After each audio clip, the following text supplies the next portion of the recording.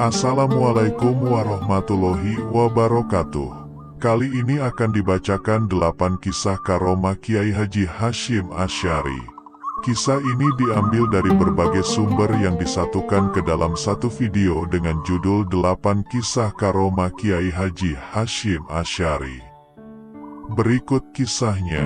Kiai Haji Muhammad Hasyim Asy'ari, bagian belakang namanya juga sering dieja Ashari, lahir pada tanggal 10 April tahun 1875, 24 Zulkaidah 1287 Hijriah, dan wafat pada tanggal 25 Juli tahun 1947.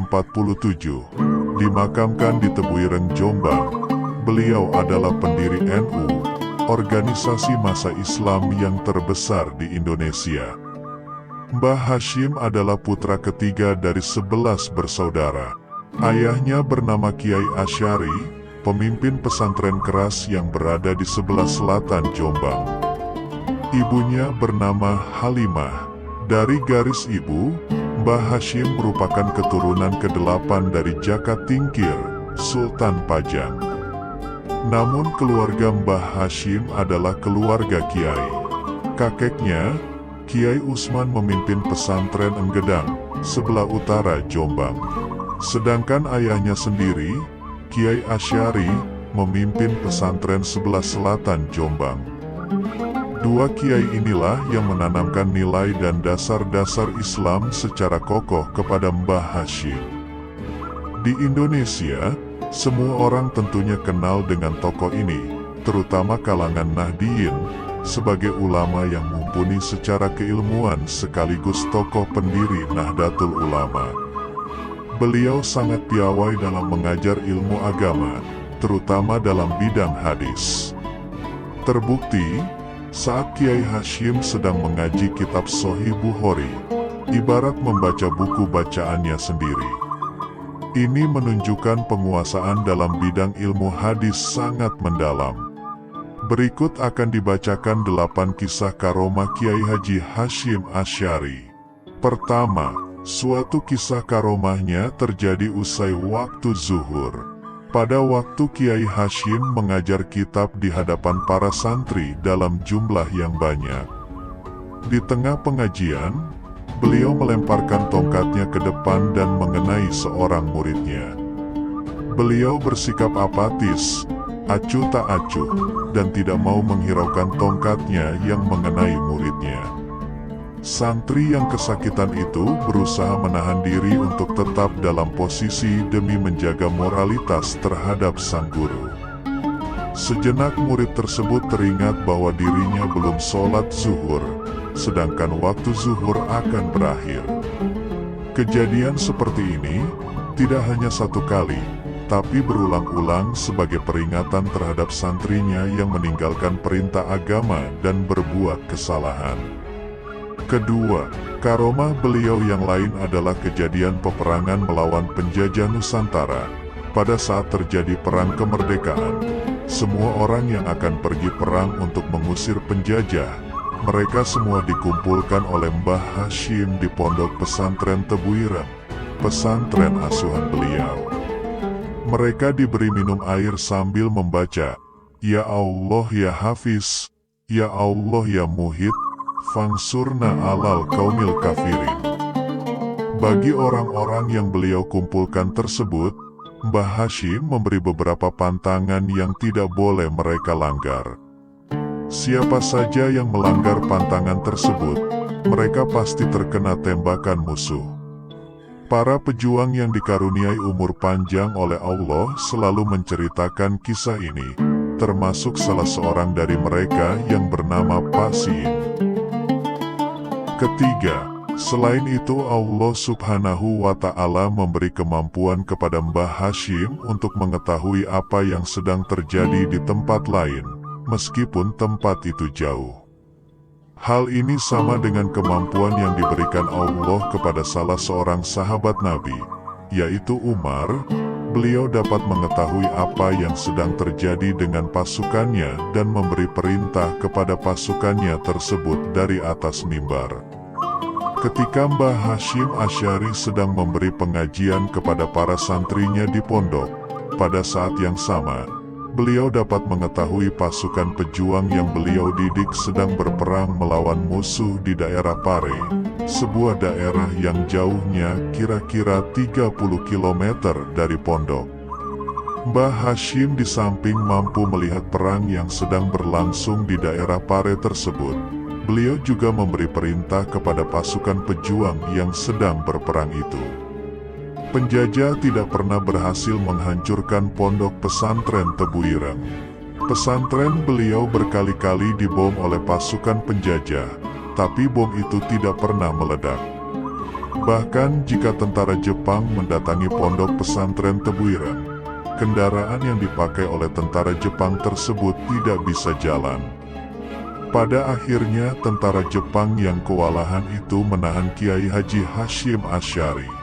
Jepang tidak menyukai Mbah Hasyim, karena Mbah Hasyim mencela ibadah para tentara Jepang tersebut, yaitu setiap pagi para tentara Jepang wajib memberi penghormatan kepada matahari. Selama Mbah Hasyim di dalam tahanan, para santri beliau datang dan akhirnya pihak Jepang pun melepaskan beliau. Keempat, mengetahui isi hati orang. Mengetahui isi hati orang lain bukanlah sembarang pencapaian. Tentu kebersihan hati dan keteguhan spiritual yang dapat sampai pada kemampuan itu. Kiai Hasyim menurut kesaksian Kiai Abu Bakar dapat mengetahui isi hati orang lain, padahal saat itu tidak pernah diceritakan hal tersebut kepada beliau. Misalnya, sebagai santri kalong yang tidak menginap di pondok, Kiai Abu Bakar pulang pergi pondok dan rumah. Suatu saat beliau berangkat dari rumah ke pondok jalan kaki melewati prostitusi dekat pondok, yang juga merupakan bentukan pemerintah Hindia Belanda melalui pabrik gula cukir. Beliau tiba-tiba menggumam dalam hati, kok bisanya tempat seperti ini ada dekat sekali dengan pondok. Beliau melihat adanya perempuan-perempuan di pinggir jalan menjajakan diri, menawarkan diri pada lelaki hidung belang yang mungkin kebetulan lewat dan mau mampir. Saat itu beliau juga ditawari, dalam bahasa beliau bercerita ditarik-tarik. Beliau berpikir negatif, kok bisanya dekat pondok Tebu Ireng, ditempati wanita-wanita seperti ini. Saat itu usia beliau masih muda, jelas pikiran muda sekali kemana-mana. Sesampainya di pondok, beliau tetap kepikiran tentang hal itu. Tiba-tiba, pukul 8 seusai mengaji, Kiai Hasyim mengumpulkan santri. Abu Bakar muda ada di antara kumpulan santri itu. Beliau dawuh banyak hal, namun pamungkasnya, beliau mengatakan perkataan yang cukup mencengangkan dalam benak Abu Bakar remaja. Ngene ya leyo, jeding iku ono cerene, le ga ono cerene ganduwe jeding. Artinya, begini ya nak, kamar mandi itu ada kalinya, untuk pembuangan. Kalau tidak ada tempat pembuangan, bagaimana bisa punya kamar mandi? Mendengar dawuh begitu, Abu Bakar muda ini tersentak seperti didawuhi di depan umum oleh Kiai Hasyim. Padahal santri lain tidak tahu bahwa itu menyindir santri kalong bernama Abu Bakar. Sejak saat itu, Kiai Abu Bakar tidak mau berprasangka buruk lagi tentang pondok dan keadaan masyarakat sekitarnya. Pengalaman kedua, masih sama. Pembelajaran kelas biasanya berakhir menjelang zuhur. Santri Abu Bakar yang merupakan santri kalong biasanya pulang setelah salat zuhur. Terbersit pikirannya untuk tidak ikut salat jamaah dan hendak langsung lari pulang. Tiba-tiba dijauhi oleh Kiai Hasyim, diminta untuk tidak pulang terlebih dahulu, diminta salat jamaah di pondok dulu. Jok mole sek, jamaah zuhur sek, kata beliau, artinya, jangan pulang dulu, jamaah zuhur dulu. Akhirnya Abu Bakar tadi tidak jadi pulang, ikut salat berjamaah plus dengan wiridnya. Kelima, Identifikasi kebohongan orang lain. Cerita selanjutnya datang dari penuturan almarhum Kiai Tahmid, guru nahwu zaman Kiai Hasyim. Kang Tahmid ini santri senior asal Brebes, Jawa Tengah. Cerita ini dari Kiai Abdul Haq Brebes yang mendengar langsung dari Kiai Haji Tahmid Jagalempeni saat mengaji. Kiai Tahmid yang saat itu santri kepercayaan Kiai Hasyim menerima tamu. Pernah ditimbali Kiai Hasyim untuk melayani tamu yang datang. Pamannya, Kang Bahrudin yang juga santri senior di Tebuireng, diminta oleh beliau untuk memanggilnya. Lalu Kang Tahmid bergegas ke dalam Kiai Hasyim dekat Masjid Pondok.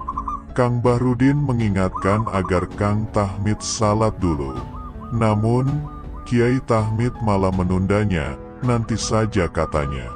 Saat di dalam, Kiai Hasyim bertanya pada Kang Tahmid, apakah sudah salat apa belum? Kang Tahmid berbohong mengatakan sudah. Kiai Hasyim lalu sontak meminta Kang Tahmid salat dulu dengan nada separuh membentak dari tempat duduk beliau. Tahmid, sana salat dulu. Tahmid kaget bukan kepalang, ternyata gurunya tahu kalau ia belum sholat. Ia gemetar, tak kuasa untuk berubah dari posisi bersimpuhnya. Ia ingin bergerak tapi tak kuasa. Alot dan rasanya panas dingin. Keringat berayoh mengucur begitu derasnya. Kemudian, Kiai Hasyim menghampiri Tahmid sambil menepuk-nepuk pundaknya. Sana salat dulu, lain kali jangan gugup dan bohong. Biar tamu ini aku ladeni sendiri. Dan Tahmid pun merasa badannya kembali enteng. Segera ia menuju ke bilik kamarnya. Tentu saja bukan kebetulan Kiai Hasyim menebak-nebak. Karena beliau memang dikenal bisa mengidentifikasi kebohongan, entah dari fisik maupun metafisik. Keenam, digoyang-goyang, rumah doyong, miring. Bisa tegak lagi. Kebetulan pernah mewawancarai seorang santri beliau, santri Kalong juga ternyata. Rumahnya dicukir, rumahnya sangat kecil dan memprihatinkan. Beliau namanya Ahmad Taib, jauh dari kesan kiai atau ahli agama, dengan pakaian biasa. Beliau ini bercerita tentang salah satu karomah Kiai Hasyim. Suatu saat si Taib muda merenung di senggangnya waktu. Tiba-tiba Kiai Hasyim datang dan bertanya, ada apa nak, kok melamun? Ahmad Taib menjawab, itu, rumah saya doyong, miring. Akhirnya Kiai Hasyim mengajak Ahmad Taib melihat rumahnya yang miring itu. Sesampainya di sana, Kiai Hasyim hanya menggoyang-goyang salah satu bagian rumah yang miring. Tak disangka, rumah itu lurus kembali, alias berdiri tegak lagi. Ahmad Taib terkejut sambil senang. Terkejut karena seperti ajaib sekali, rumah digoyang-goyang saja, yang asalnya miring menjadi lurus. Karena kalau dibenarkan tukang bisa memakan biaya mahal dan tentunya selesai dalam berhari-hari. Di balik semua itu, ia merasa senang dan gembira, rumahnya bisa berdiri tegak lagi. Kata Mbah Ahmad Taib, begitulah cara beliau menyenangkan santri, kadang tidak terduga. Ketujuh, menyumbat mesin giling pabrik gula cukir. Satu lagi kesaksian Kiai Abu Bakar tentang karomah Kiai Hasyim Asy'ari. Santri pernah dibuat heran berkeping-keping, takjub plus ngeri. Dalam bahasa Kiai Abu Bakar, kok bisa ya? Di depan Tebuireng pada masa penjajahan Belanda, ada rel kereta yang biasa dilalui kereta komersil Jombang-Kediri, Jombang-Surabaya, dan lain-lain. Namun terkadang juga bisa dilalui oleh lori yang mengangkut tebu-tebu untuk digiling di pabrik cukir. Suatu saat lori yang mengangkut tumpukan tebu siap giling, terguling. Tebu-tebu berhamburan. Santri yang mengetahui itu, berhamburan mengambil tebu itu. Lalu mandor Belanda datang dan memukuli mereka. Berita itu sampai di telinga Kiai Hashim dan beliau merasa geram dan kesal. Kiai Hashim mendatangi pabrik tersebut dan menuju mesin penggilingannya. Saat menggiling, suasana pabrik sangat sibuk sekali. Pabrik cukir termasuk pabrik yang paling besar di Jawa Timur. Entah bagaimana, Kiai Hashim mengeluarkan kunyahan susur atau inang dalam bahasa Melayunya dari mulut beliau. Lalu disumpelkan atau dimasukkan ke mesin penggilingnya. Wallahu alam, mesin berhenti dan padam. Kiai Hashim membiarkannya sampai 3 hari. Pabrik tidak bisa beroperasi, tentu rugi. Tebu-tebu yang datang mengantri untuk digiling menjadi kering. Dibenarkan oleh teknisi tidak kunjung bisa menyala. Akhirnya pihak pabrik sowan kepada Kiai Hashim dan meminta maaf.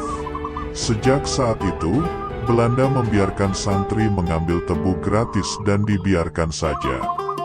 Hal itu berlangsung sampai pabrik diambil alih Jepang, lalu dinasionalisasi oleh pemerintahan Soekarno. Kedelapan, Hadratus Syekh Muhammad Hasyim Asy'ari.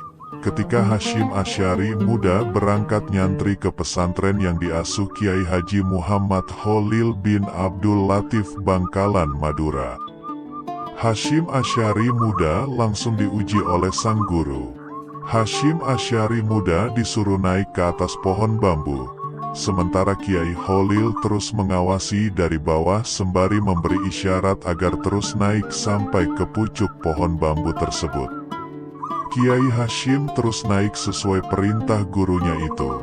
Ia tak peduli apakah pohon bambu itu melur, patah, roboh, atau bagaimana. Yang jelas, beliau hanya patuh pada perintah gurunya. Anehnya, begitu sampai di pucuk, Kiai Khalil mengisyaratkan agar Kiai Hashim langsung meloncat ke bawah. Tanpa pikir panjang, Kiai Hashim langsung meloncat. Sungguh di luar dugaan, ternyata beliau selamat.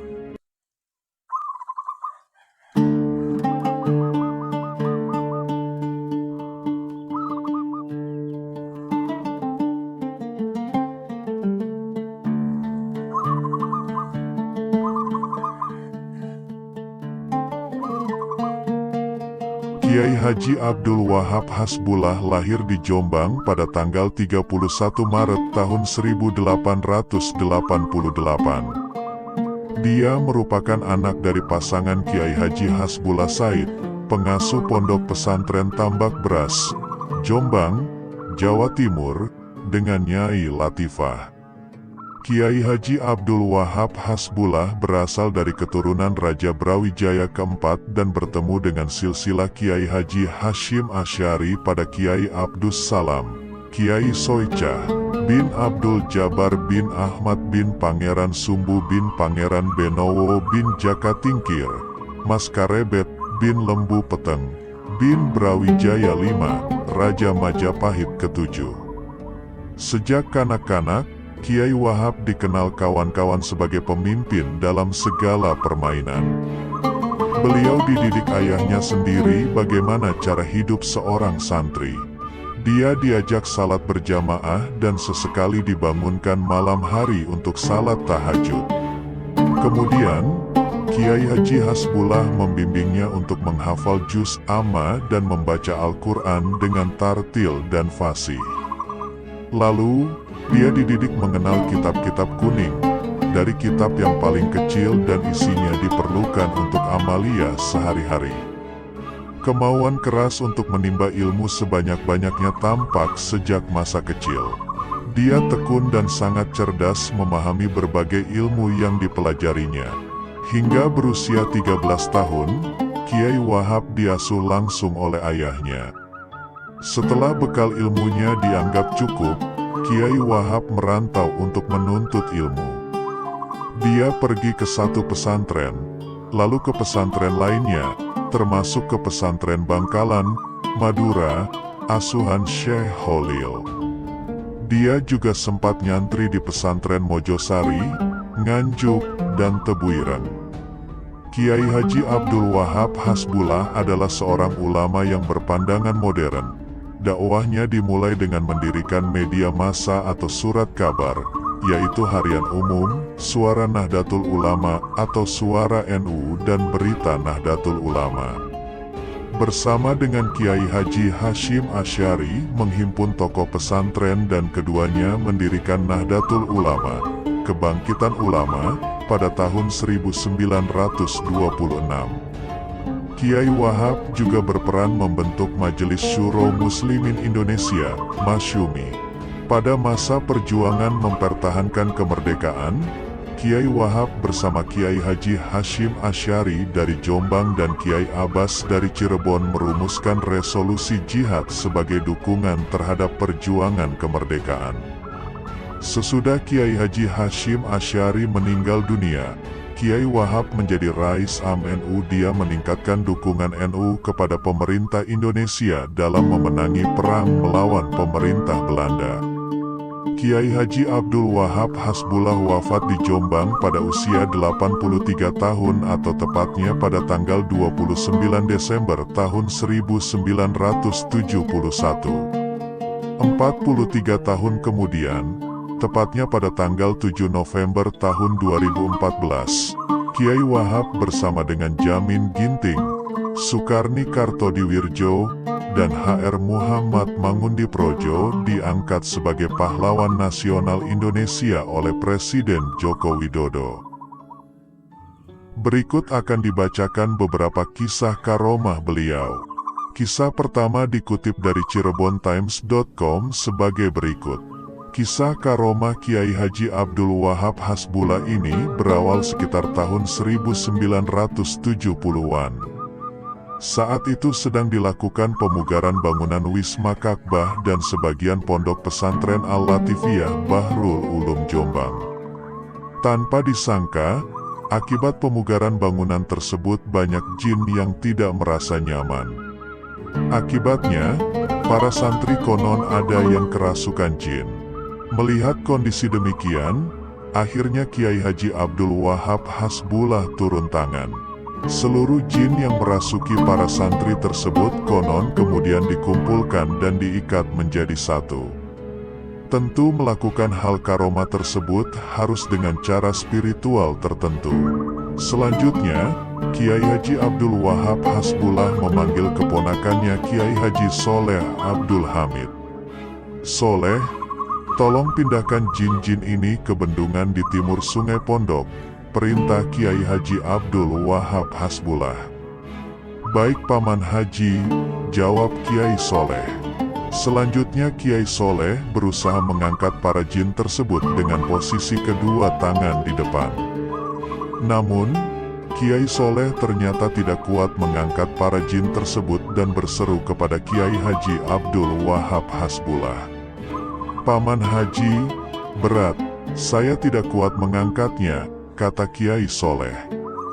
Mendengar keponakannya tidak kuat mengangkat para jin, Kiai Haji Abdul Wahab Hasbullah mendekati Kiai Soleh sambil mempraktikkan posisi kedua tangan di belakang layaknya orang menggendong. Begini loh cara mengangkatnya, kata Kiai Haji Abdul Wahab Hasbullah. Selanjutnya Kiai Soleh menirukan posisi tangan Kiai Haji Abdul Wahab Hasbullah dan digendonglah para jin tersebut ke arah timur menuju bendungan sungai sebelah timur pondok. Sesampai di bendungan itu, para jin diletakkan dengan baik dan jin tersebut menerima tanpa perlawanan.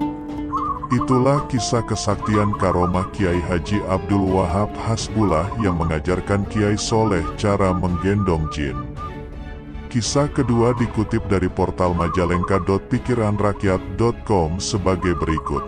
Kisah karomah Mbah Wahab Hasbullah, melumpuhkan begal hanya dengan sekali tepukan. Kiai Haji Abdul Wahab Hasbullah atau Mbah Wahab Hasbullah merupakan salah satu ulama pendiri Nahdlatul Ulama, NU. Mbah Wahab Hasbullah adalah pengarang syair Yalal Waton yang banyak dinyanyikan di kalangan Nahdliyin. Di sisi lain Mbah Wahab juga memiliki karomah yang tidak dimiliki orang pada umumnya. Dikisahkan pada saat itu para kiai yang dipimpin oleh Mbah Kiai Abbas Buntet sepakat melanjutkan perjalanan menuju Semarang dalam rangka menghadiri pertemuan ulama NU meski waktu sudah beranjak malam. Rombongan kiai ini terdiri dari Mbah Wahab Hasbullah, Kiai Asad Syamsul Arifin, Kiai Bisri Syansuri, dan Kiai Abbas Buntet. Berangkatlah rombongan dari Jombang naik mobil sedan milik Mbah Wahab Hasbullah. Mereka tidak langsung ke tempat tujuan, tetapi singgah di beberapa pesantren dan kediaman kiai yang dikenal. Pesantren Langitan menjadi destinasi pertama rombongan. Singkat cerita, para kiai tetap melanjutkan rencana perjalanan sebelum nanti singgah lagi di pesantren sarang. Malam hari rombongan mulai memasuki wilayah hutan cepu dan seketika segerombolan begal menghadang di tengah jalan. Melihat gerombolan begal mencegat, Kiai Asad pun turun dan mencoba bernegosiasi. Namun yang dilakukan Kiai Asad tidak berhasil. Beberapa begal semakin beringas mengeluarkan senjata tajam. Melihat gelagat begal, mulai tak terkendali Kiai Abbas turun tangan membantu Kiai Asad. Begal pun terjatuh dan perlawanan sengit belum berhenti. Kiai Abbas pun memberi kode untuk membangunkan Kiai Bisri. "Ada apa ini ramai sekali?" tanya Mbah Bisri. "Begal nekat," jawabnya. Kiai Bisri mencoba mengamati Kiai Abbas yang sedang menghadapi keberingasan sekelompok begal. "Kalau itu bagiannya Kiai Wahab," ungkap Kiai Bisri. "Kang, itu ada begal nekat." Kiai Bisri menepuk pundak Mbah Wahab. "Ada apa?" tanya beliau. "Begal," Kiai Bisri membisiki. "Oh begini loh caranya," kata Mbah Wahab sambil mengangkat kedua telapak tangannya. Kemudian, suara keras tepukan tangan beliau menuntaskan pertarungan. Seketika kelompok begal pun terpental dan terjungkal kaku tidak berdaya. Itulah karomah Mbah Wahab Hasbullah yang mampu melumpuhkan begal hanya dengan sekali tepukan. Kisah ketiga dikutip dari pwnujatim.or.id sebagai berikut. Saat Hail Kiai Haji Abdul Wahab Hasbullah ke-46 di Pondok Pesantren Bahrul Ulum Tambak Beras, Kiai Haji Asep Saifuddin Halim banyak bercerita tentang karomah Mbah Wahab. Inspirator, pendiri dan penggerak NU sekaligus pahlawan nasional tersebut lahir pada 1886. Pada saat berusia 13 tahun, beliau berangkat mondok ke Langitan. Beliau berangkat naik dokar dengan membawa segala perbekalan. Di tengah jalan, tiba-tiba kudanya lepas sehingga dokar tersebut terjerembab. Si kusir otomatis jatuh. Walaupun kudanya ditemukan kembali, si kusir tak bisa lagi mengendalikan karena cedera. Di luar dugaan, Abdul Wahab Hasbullah yang baru berusia 13 tahun, lalu berdoa dan mengusap bagian tubuh si kusir yang sakit hingga akhirnya sembuh seperti sedia kala. Perjalanan ke Langitan akhirnya bisa dilanjutkan. Kisah keempat dikutip dari hidayatuna.com sebagai berikut. Inilah secuil kisah mengenai sorban sakti Mbah Wahab Hasbullah Tambak Beras, Jombang, Jawa Timur. Sebagai seorang ulama yang alim, beliau memiliki banyak karomah dan keilmuan yang matang. Kisah-kisah mengenai karomah beliau dituturkan turun-menurun. Salah satunya adalah kisah mengenai sorban sakti Mbah Wahab Hasbullah yang akan diceritakan berikut ini. Alkisah, beberapa tahun sebelum wafatnya Kiai Wahab, ada seseorang yang luar biasa bencinya kepada Kiai Haji Afandi Abdul Muin Syafi'i atau lebih dikenal dengan Aba Afandi. Pada masa itu masih banyak para jawara yang sakti dengan ilmu-ilmu hitam dan penganut setan. Terlampau bencinya mereka pada Aba Afandi sehingga segala macam cara dilakukan oleh orang tersebut untuk mencelakakan Aba Afandi. Pernah mereka menghadang di jalan dengan senjata tajam, bahkan mengajak duel, namun alhamdulillah Allah Subhanahu wa Ta'ala memenangkan dan menyelamatkan Aba Afandi meskipun Aba Afandi bertangan kosong tanpa senjata. Akan tetapi hal tersebut justru membuat si pembenci itu semakin menjadi-jadi bencinya kepada Aba Afandi. Sering pula Aba Afandi mendapat kiriman benda-benda aneh di tengah malam, yang orang awam menyebutnya santet. Sampai akhirnya almarhum Kiai Haji Fatoni, senior Aba Afandi saat di pesantren Tebuireng, asal Penganjang Indramayu, memberitahu Aba Afandi bahwa orang tersebut sedang menyiapkan sejumlah jawara dan setiap malam mereka melakukan ritual ilmu hitam dengan tujuan ingin membunuh Aba Afandi. Kiai Fatoni pun menegaskan, ini saya menelusuri sendiri kebenaran berita tersebut dan saya pernah menyaksikan dengan mata kepala sendiri. Setiap malam mereka berada di sebuah rumah tua kosong mengadakan ritual ilmu hitam untuk membunuh jenengan Aba Afandi. Mereka sedang mencari waktu yang tepat, ujar Kiai Fatoni. Mendengar penjelasan Kiai Fatoni tersebut, Aba Afandi pun langsung meluncur sowan pada gurunya Kiai Haji Wahab Hasbullah. Saat itu Kiai Wahab selesai mengimami jamaah di Masjid Pesantren Tambak Beras. Aba Afandi langsung menceritakan masalahnya pada Kiai Wahab di ruang tamunya. Kiai Wahab berpesan agar Aba Afandi memperbanyak membaca hizib Nasor yang memang sudah lama diijazahkan Kiai Wahab pada muridnya dari Indramayu tersebut. Kiai Wahab lantas melepaskan sorban yang melilit di kepalanya seraya berdoa sebentar kepada Allah Subhanahu wa Ta'ala. Kemudian Kiai Wahab menggosok-gosokkan sorban yang biasa melingkar di kepala beliau tersebut ke wajah Aba Afandi muda, seraya berkata, "Sudah Afandi, mulai sekarang orang tersebut tidak akan lagi mengganggumu." Pulang dari sowan Kiai Wahab di tengah jalan Aba Afandi dihadang oleh orang tidak dikenal. Aba Afandi pun ekstra hati-hati karena gelagat orang tersebut tampak mencurigakan. Namun yang terjadi, orang tersebut justru bersimpuh dan minta maaf pada Aba Afandi. Aba Afandi pun terheran-heran karena memang tidak kenal dengannya. "Saya ketuanya jawara dari Kalimantan yang dibayar oleh si Fulan, nama samaran, dia membayarku dan teman-temanku untuk membunuhmu. Semula saya dan teman-teman sudah siap dan bertekad akan membunuhmu. Namun tiba-tiba hari ini saya dan teman-teman merasakan takut yang luar biasa. Terus terang saya tidak berani mengganggumu. Teman-teman saya pun sudah pulang ke daerahnya," tutur jawara tersebut.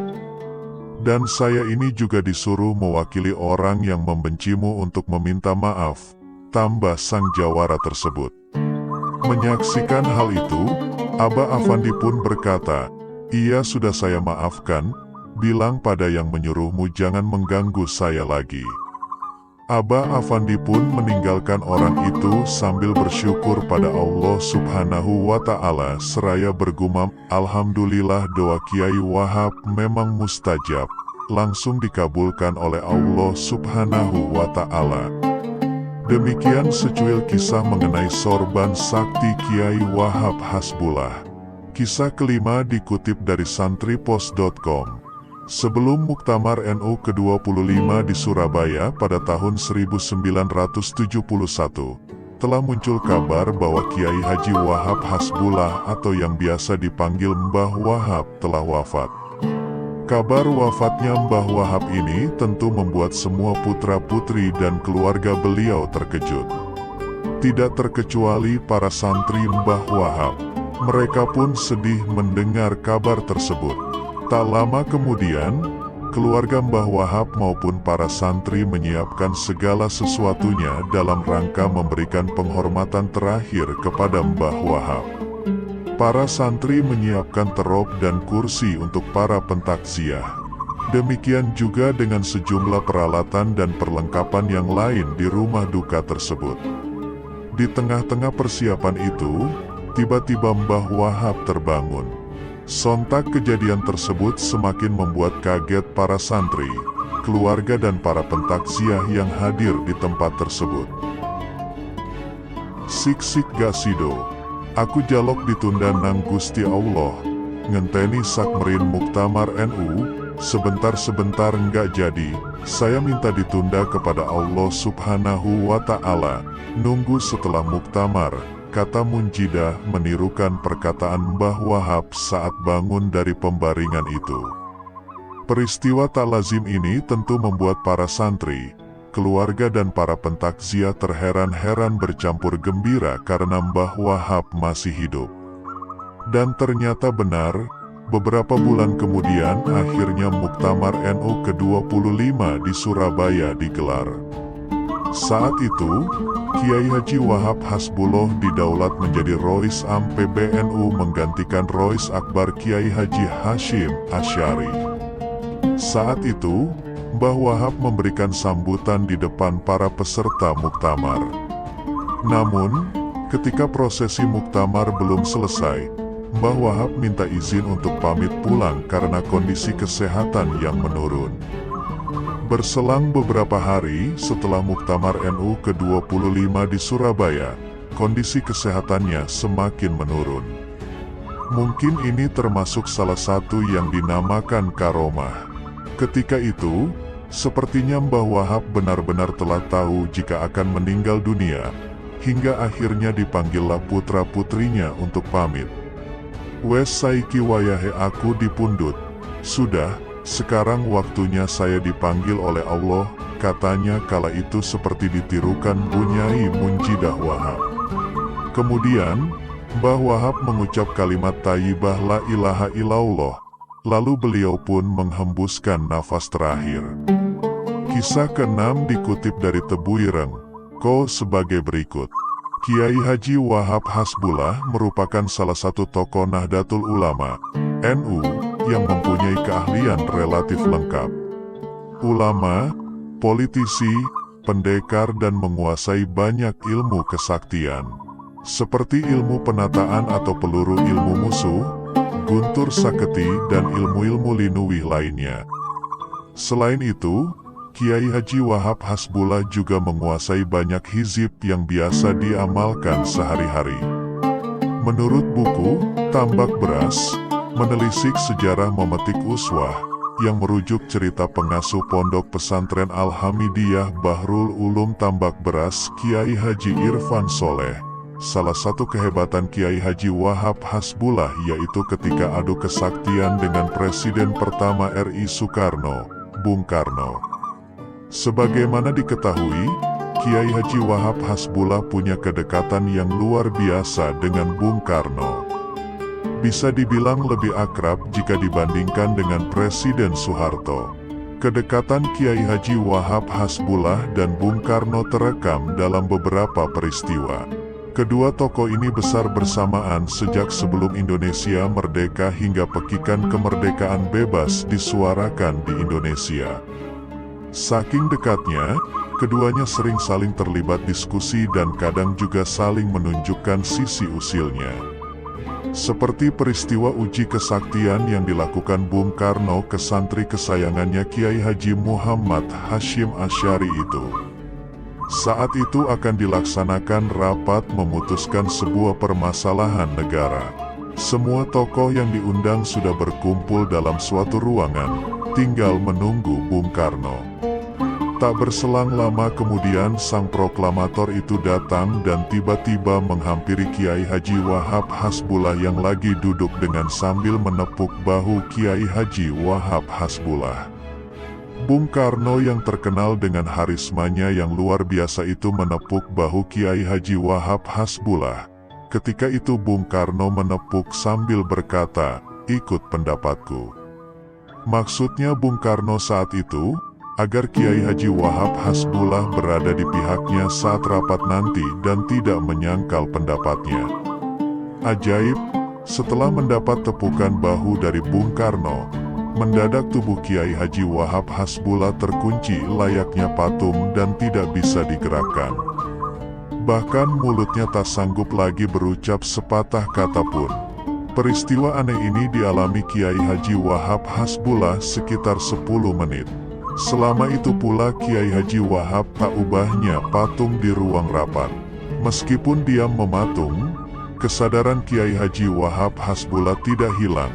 Ia berusaha melawan dengan menggerakkan tubuhnya, tapi gagal. Tidak kehabisan akal, Kiai asal Jombang ini lalu membacakan hizib di dalam hatinya agar bisa lepas dari trik Bung Karno.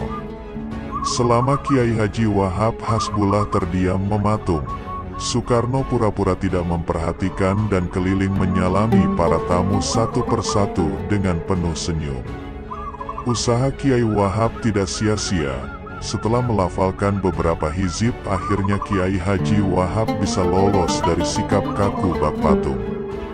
Tanpa banyak bicara, Kiai Haji Wahab langsung berdiri dan mendekati Soekarno yang baru saja duduk di kursinya. Tak mau kalah, Kiai Haji Wahab lalu melakukan hal yang sama, yaitu menepuk pundak Bung Karno sambil berkata, "Aku punya pendapat sendiri," kata tokoh pondok pesantren Bahrul Ulum ini. Saat mendekati sampai menepuk pundak Bung Karno, Kiai Haji Wahab Hasbullah membaca beberapa hizib. Efeknya adu kesaktian terjadi di sini. Sejurus kemudian Bung Karno langsung terdiam sekitar 30 menit tanpa bisa bergerak, sama seperti yang dialami Kiai Haji Wahab Hasbullah sebelumnya. Peserta rapat pun heran dengan bahasa tubuh Bung Karno yang tampak seperti patung dan membuat peserta rapat saling bertanya, tapi tak berani menegur. Di sisi lain, Kiai Haji Wahab Hasbullah tampak santai menikmati ruangan yang penuh tanda-tanda. Menurut Kiai Irfan, adu sakti antara kedua tokoh ini bukan pertarungan jelek, namun menunjukkan keakraban dalam bentuk lain. Yang pasti gurauan itu tidak merugikan negara, malah membuat permasalahan negara banyak terpecahkan lewat gurauan keduanya. Ini juga ciri khas tokoh-tokoh Indonesia yang selalu bisa rukun dan akrab dalam kondisi politik hangat. Setelah kejadian itu, hubungan Kiai Haji Wahab dan Bung Karno semakin akrab dan sering diskusi dalam berbagai masalah negara. Keduanya juga mengakui kelebihan masing-masing. Sebagai pemimpin, Bung Karno sering meminta doa ke Kiai Wahab. Meskipun Soekarno pernah jadi pengurus Muhammadiyah dan Kiai Haji Wahab Hasbullah adalah tokoh sentral Nahdlatul Ulama, tapi hubungan keduanya tetap akrab. Soekarno sendiri resmi menjadi kader Muhammadiyah di tahun 1930. Bahkan Soekarno setelah itu menjadi pengurus Majelis Pendidikan Dasar dan Menengah milik Muhammadiyah di Bengkulu. Soekarno pun lantas beristrikan Fatmawati, seorang kader Aisyah organisasi Muhammadiyah, yang juga anak tokoh Muhammadiyah Bengkulu. Fatmawati sendiri merupakan ibu dari sejumlah tokoh, salah satunya Megawati Soekarno Putri. Sementara itu, Kiai Haji Wahab Hasbullah termasuk pendiri NU bersama sang guru Hadratus Syekh Muhammad Hashim Asy'ari. Kiai Wahab sempat belajar di pondok pesantren Tebuireng yang didirikan Kiai Hashim Asy'ari selama 4 tahun. Bahkan jiwa kepemimpinannya sudah dilatih di sini dengan menjadi lurah pondok pesantren Tebuireng.